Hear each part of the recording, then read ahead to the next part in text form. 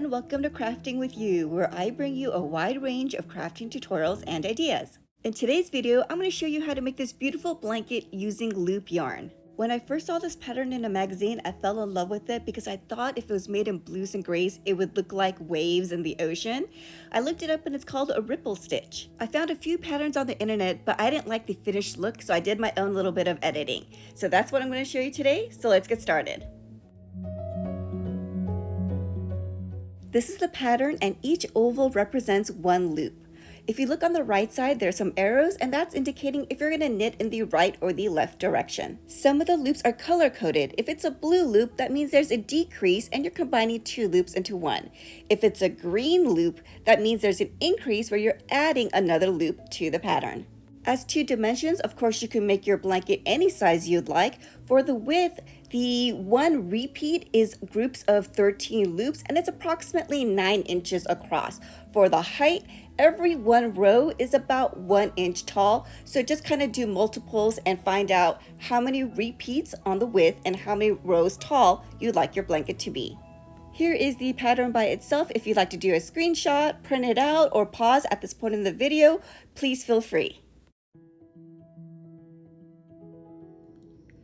To start your first row, count out the number of loops you need. I'm going to be doing 2 sets of 13, so mine is going to be 26 loops, but of course yours is going to be as wide as you need to make your blanket.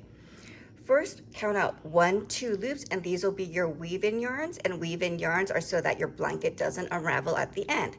So 1, 2, count out 26, and at the end of whatever loop width you need, I use stitch markers. Stitch markers are great because it marks any kind of reminder if you need to stop or start, skip, anything of that sort. If you don't have a stitch marker, it's totally fine.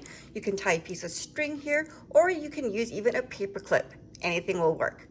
Once you count out however wide you want your blanket, count out the same number of loops. And you're probably wondering why.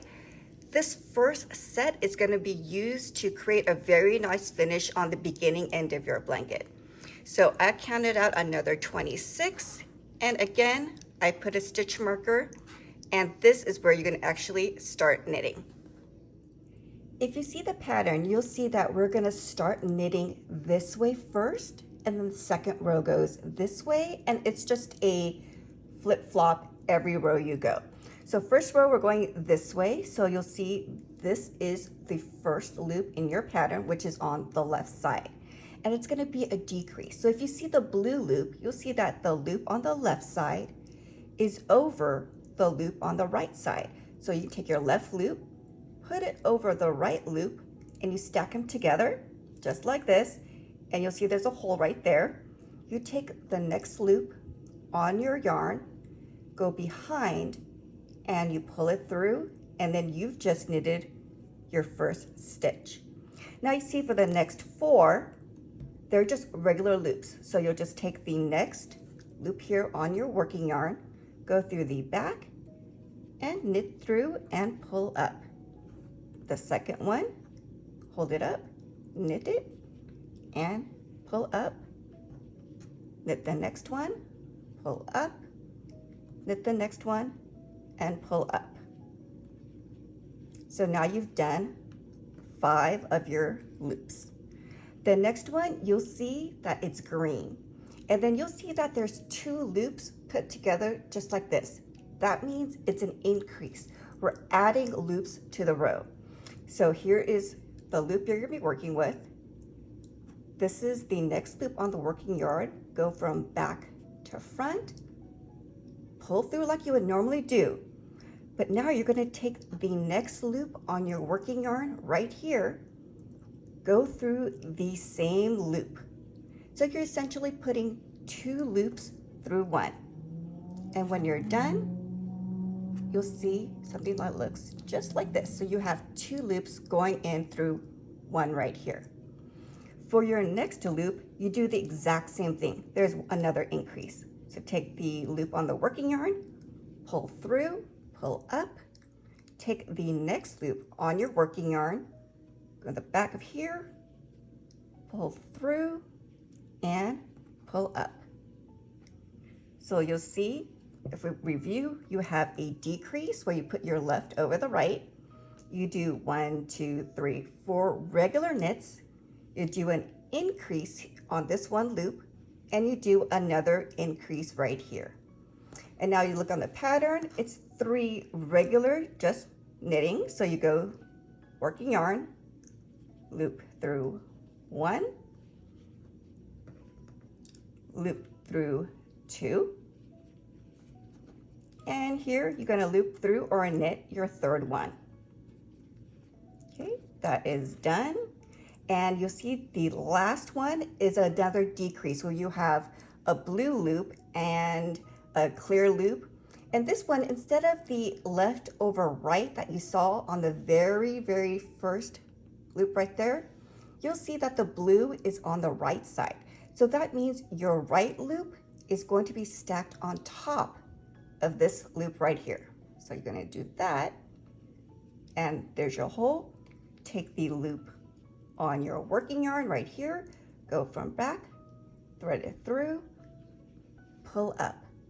And here you go, you have your first set of 13 completely knitted. Now what I like to do is after I do a set, go up and just pull on each loop like this to make sure that they're securely in. So now that you've done the first 13, I'm going to go and quickly do the second 13 so that you can actually see 2 patterns side by side. Okay, now I am doing my last loop where I did a decrease of the right over left. I'm going to pull up on all my stitches. And one thing I want to let you know is when you do your increase, so let's see here, this is one of the increases, you're actually putting in 2 loops into 1 loop. You need to make sure that you're pulling these all the way out to make sure that these loops aren't halfway in between here, because it's just going to make your knitting a lot harder in the rows afterwards. So here you go, you'll see my 2 sets of 13 knitted, and you can see the start of the ripple or the wave, as I'd like to call it. So now let's go on to the second row. If you look at the pattern of the second row, this row that is now going to go this way, it's all just regular loops or regular knitting. There's no increase, there's no decrease. So you're going to take the working yarn. This is the last loop that you just knitted. Take the loop from your working yarn, thread it through the back, and pull up. This row is easy because that's all you're going to do. You're going to take your loop, go through the back to the front, and knit each single one. No surprises. So I'll be back when this row is complete. Once you have rows 1 and 2 completed, the next rows and subsequent rows are just a repeat of these 2 rows. So you go ahead and knit up until you get to the blanket height that you like. If you want to make your blanket multiple colors, or if you've ended one ball of yarn and you need to add another one, it's very simple. So go to where you ended and make sure you have at least 2 loops left over. And so if you're changing colors, go ahead and count out 2 loops, cut it right at this point. You're going to get your new yarn, and you're going to start off exactly where you ended. So for me, this row is just like that 1-to-1 knitting. So then you're going to start with the decrease on the first. So the left over the right, just get your yarn, knit it through, and then follow the pattern. This knit, knit, knit, increase, increase, knit, knit, knit, and a decrease. Just go ahead and do that for the rest of your loops. To finish off the area where 2 balls of yarn or 2 colors were joined, remember I let you know to leave 2 loops on each end. So you're going to have to undo these loops so that you have 1 long piece of yarn. So these loops are held together by a little thread right at the base. What you're going to do is take a pair of scissors. Let's see, I'm going to get a hold of this, and you're going to snip that little piece of yarn right there. And when you do that, it releases into 1 long yarn. So go ahead and do that with this one also. Let's see. Sometimes you won't be able to see it because of all the fuzz, and then you just kind of guess, and it's fine. So let's see, I'm going to guess on this one. So I'm going to get somewhere right there. And here you go, you've released, you have one long piece. Oh, my blanket's about to fall. So let's do that and release these two.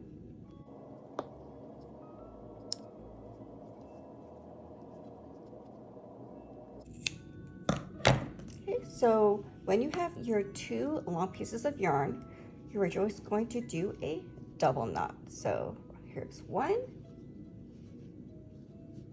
here's two, and then you're going to weave both ends in. My advice is to weave in this color up here and weave in this color down here. And you know, you could just do a few strategic areas. So I do about 3 or 4.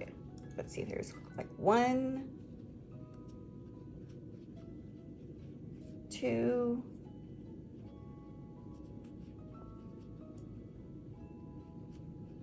3, and maybe just one more right here. 4, and it's in there securely enough where it's not going to unravel, and you can just cut this piece out and do the exact same thing for the other color right up here.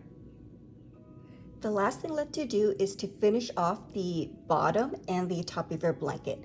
So in the beginning, I told you to leave the exact amount of loops or number of loops that we had in our first row, and now we're going to be using it. So basically you're going to make about like fringe on the bottom of your blanket, and then we're going to bind off to have a really clean look. So go ahead and get the first loop that you left here, and what you're going to do is you're going to thread it through the back to the front for every 2 yarns. So here is your first loop. Count 1, 2, and you're going to go from back to the front, and then we're going to pull it through just like that. Next loop is right here. We're going to go count 1, 2 loops, go through the back, pull out to the front, and go ahead and do this with every single loop until you get to the other side of your blanket. So I put all the loops through the bottom. Every 2 yarns I put a loop through. I pulled them all down so they're in securely. If you'd like fringe on the bottom of your blanket, that's totally fine. You can leave it like this. It's going to stay in there pretty securely. But if you want to have a clean bind off finish that's going to match the top of your blanket, this is how you're going to do it. So this is the end where you have your tail yarn. You're going to start at the opposite end. So go all the way over here. Take your second loop and knit it through the first one. So put this in there like this and pull out. Take the second one, loop it through there and pull out. And as you can see, this is how you're going to bind off. So always take that second loop and put it through that first loop and pull out. Now if you keep doing this across the whole bottom of your blanket, you will have a very nice bind off just like this. My bind off is complete, and I have this one last loop right here. I had 2 loops here, but I went ahead and cut that little string that keeps the loops together, and I have one long piece of yarn. Take this tail end yarn and thread it through this loop. Just like that. And then you're going to pull on this to make sure it's in there tightly. And then that's it. You just turn your blanket to the back side. Take this yarn and go ahead and weave it in right there. And that's it. Look how clean the bind off is. Looks very nice. We're gonna repeat this at the top of your blanket, and I'll go over it really quickly since I showed you in detail on this side. This is the top end of my blanket. So take your second loop, and here is your first loop. Thread the second through the first, just like that, and repeat until you get to the other end of your blanket. This is one of those patterns where the back side of the blanket looks just as pretty as the front. So here is your completed blanket. I hope you enjoyed today's tutorial. If you like this video, please give it a thumbs up, and if you haven't already, please subscribe to my channel. Thank you for watching, and I'll see you next time on Crafting with You.